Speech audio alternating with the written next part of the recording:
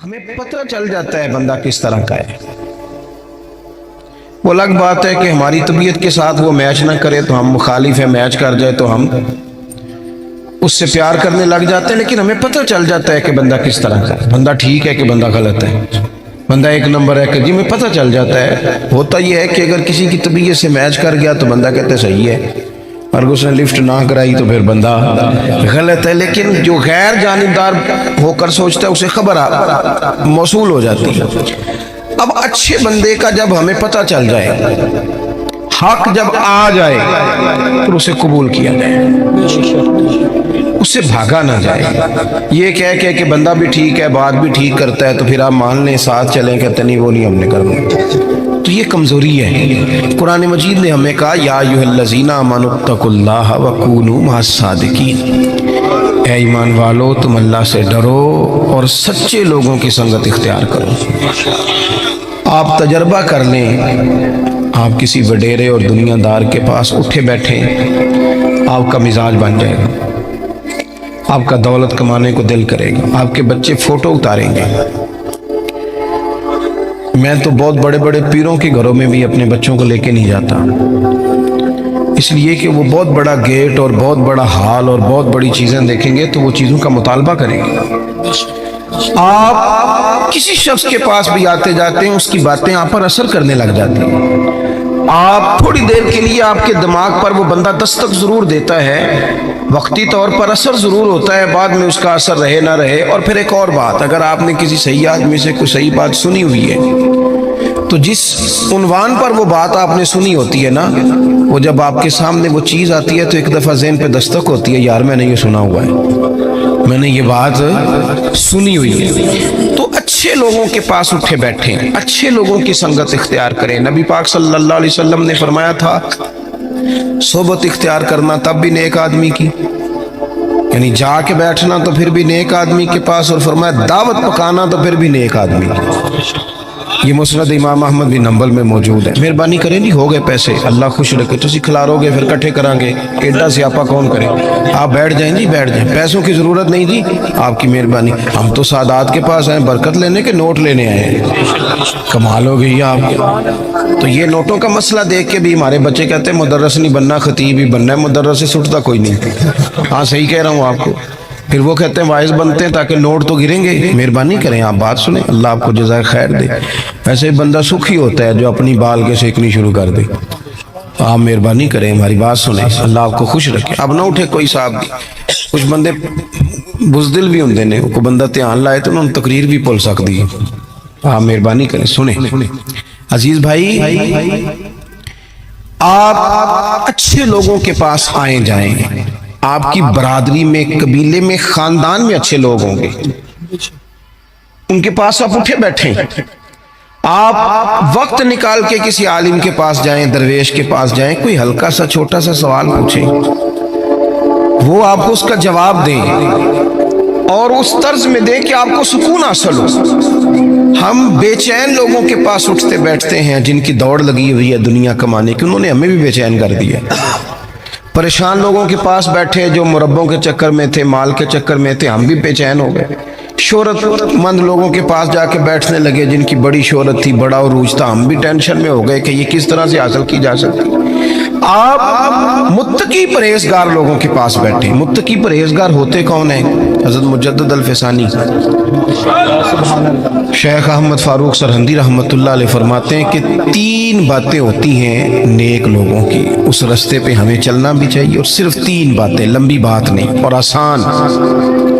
فرماتے ہیں نیک آدمی پہلے دین کا علم سیکھتا ہے، پھر اس علم پہ عمل کرتا ہے، اور پھر اس عمل میں خلوص پیدا کرتا ہے تو اللہ اسے اپنا ولی بنا لیتا ہے۔ یہ جو علم دین ہے نا، علم دین ہمارے ہاں ایک معرفت وہ بھی ہے نا جو جاہلوں کی معرفت ہے، یعنی وہ کہتے ہیں عالم کو کیا پتا ہو۔ وہ کون سی بات ہے بھائی جو آپ کے پاس ہے اور کتاب و سنت میں نہیں؟ وہ کون سی معرفت ہے جو رسول پاک نے عطا نہیں کی اور آپ کہیں اور سے لینے جا رہے ہیں؟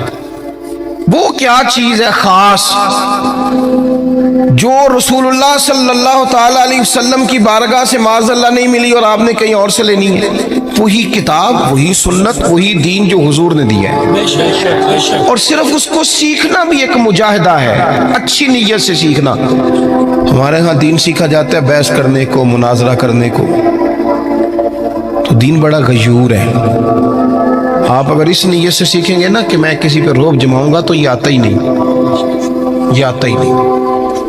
دین ہے اس لیے کہ آپ سیکھیں کہ میں نے عمل کرنا ہے، میں نے اس پر عمل کرنا ہے۔ ترمذی شریف میں حدیث موجود ہے، نبی پاک صلی اللہ تعالی علیہ وسلم نے فرمایا کہ جس بندے نے دین کا علم اس لیے سیکھا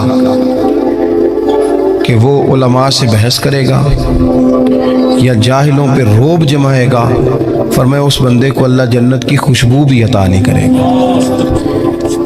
آپ اپنے اعمال کی درستگی کے لیے دین کو سیکھیں، کوئی چیز اس لیے سیکھیں کہ میں اپنے معاملات اس میں بہتر کروں گا، یہ میں سیکھوں گا تو میرے عمل میں اس کا نفع آئے گا۔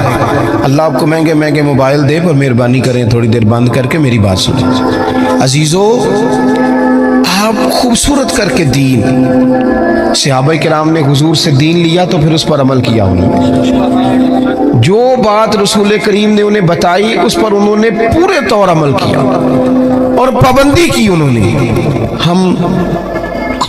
میں کیسے عرض کروں کہ جو فیشن رات کو انگریز نے لانچ کیا تھا ٹی وی پر، وہ تو سویرے سارے بچوں بچیوں نے اپنا لیا، اور جو اس طریقہ میرے رسول پاک نے دیا تھا، وہ لوگ کہنے لگے جی میں نیک ہو کے کروں گا، پورا پرہیزگار ہو جاؤں تو میں کروں گا۔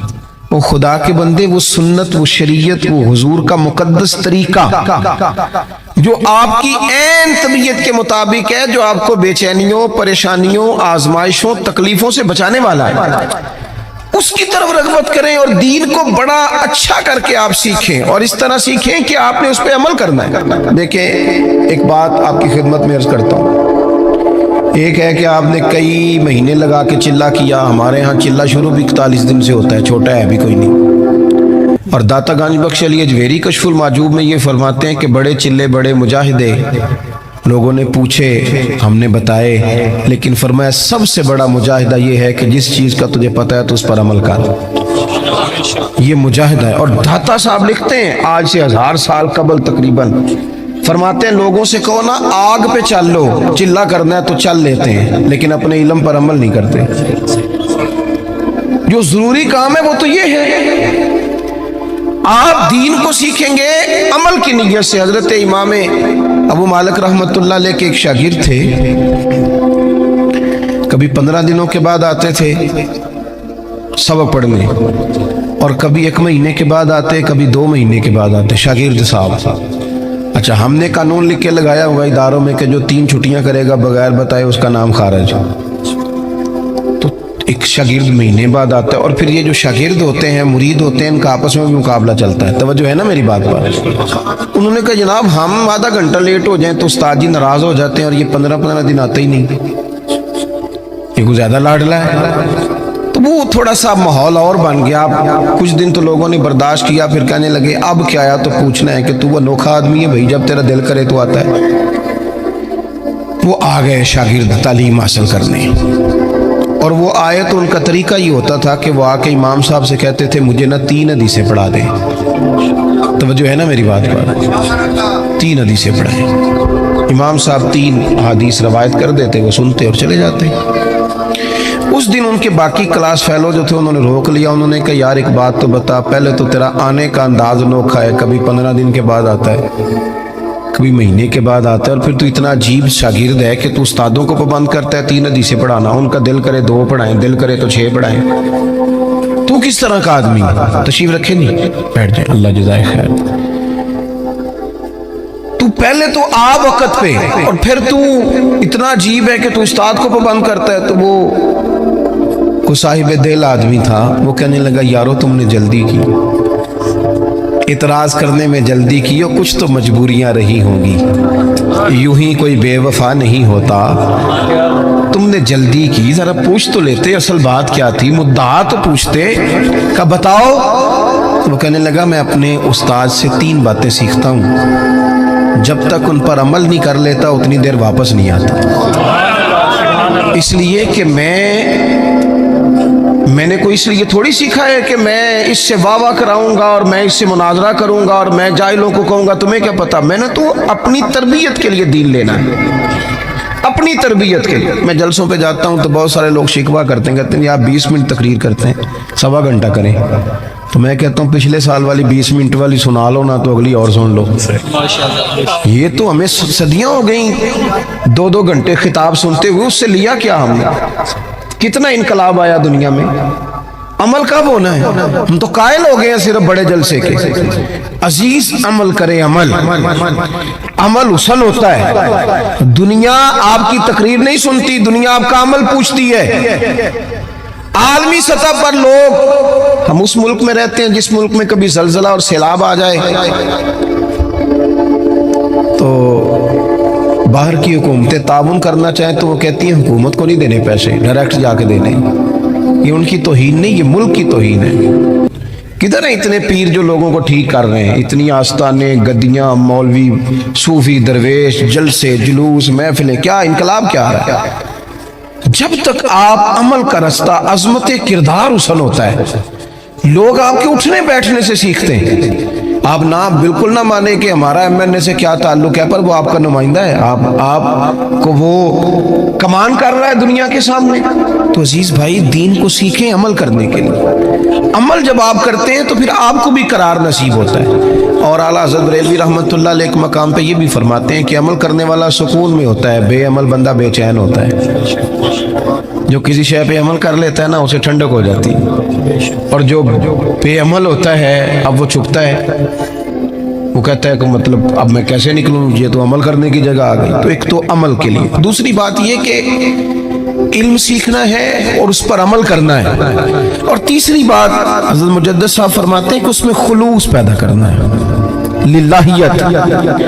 آپ اگر زندگی میں بندے راضی کرنے کے لیے نکلیں گے تو سوال ہی پیدا نہیں ہوتا آپ خوش ہو سکیں لوگ آپ سے. کیوں کہ مولا علی شیر خدا کرم اللہ تعالی وجہ الکریم فرماتے ہیں میں نے لوگوں کو اس طرح پایا ہے جس طرح نفس کی شرارتیں ہوتی ہیں. ادھر سے لوگوں کو گھیر کے لاؤ بھیڑوں کو, ادھر والی کو تو ادھر والی نکل جاتی ہے, اور ادھر والی بھیڑوں کو گھیر کے لاؤ تو ادھر والی. آپ کتنا کو راضی کریں گے؟ آپ کی طبیعت میں جب اخلاص آتا ہے, جب آپ کو تنہائی کی عبادت بھی مزہ دینے لگ جاتا ہے. امام باقر سے کسی نے کہا تھا نا حضور نیک کون ہوتا ہے, تو فرمایا جو اکیلے میں نیک ہو. لوگوں کے سامنے تو سارے نیک ہوتے ہیں, میں بھی خوشبو لگا کے پگڑی باندھ کے آیا ہوں, پتہ تو تب چلے گا کہ جب سویرے میں اٹھا فجر کے لیے تو میں نے کس ذوق سے وضو کیا, میں نے کس درد سے مصلی بچھایا. آپ کی تنہائی, آپ کا خلوص, للہیت کتنی ہے آپ کے اندر, للہیت کتنی ہے. حضرت عمر فاروق رضی اللہ تعالیٰ عنہ فرماتے ہیں کہ 3 دن ہوئے تھے حضرت صدیق اکبر کے وصال کو, اور میں خلیفہ بنا, مجھے 3 دن ہو گئے تھے. میں مسجد نبوی کے باہر ایک کونے میں بیٹھا تھا تو 2-3 چھوٹی چھوٹی بچیاں آ گئیں. مطلب سوال ہی نہیں پیدا ہوتا, میں خطیب ہوں مسجد کا, تو کوئی بندہ مجھے کہے کہ جناب مولوی صاحب یہ ذرا چارے والی گٹھڑی ہے تو میرے سر پہ رکھا دو. تو اس کی جرت ہے وہ کہے پتہ نہیں میں پیر صاحب ہوں, اتنی طاقت تیری, تو نے مجھے کہہ دی ہے. طاقت ہے کسی کی کہ وہ کہہ سکے جناب حضرت ذرا نیچے اتریے.